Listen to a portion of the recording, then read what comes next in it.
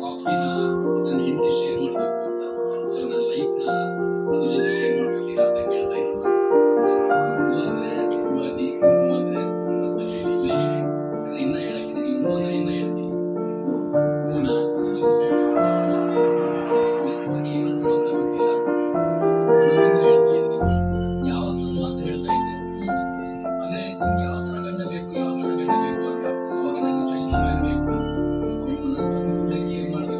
ಗಾಡಿಗೆ ಓಪನ್ ಮಾಡ್ಬೇಕು ಅಂತ ಪ್ರತಿ ಸಲ ನಾನು ಹೇಳ್ತಿದ್ದೆ ಯಪ್ಪ ನಿಮ್ಮನ್ನ ಮದುವೆ ಆಗೋ ಗಂಡನಿಗೆ ಕಷ್ಟ ಇದೆಯಲ್ಲ ಅದು ಕಟ್ಟಿಟ್ಟದಕ್ಕೆ ಎಷ್ಟು ಕಷ್ಟ ಪಡ್ಬೇಕಾ ಅಂತ ಆ ಕಷ್ಟ ಪಡಕ್ ನಾನು ರೆಡಿ ಏನಂತೀರಾ?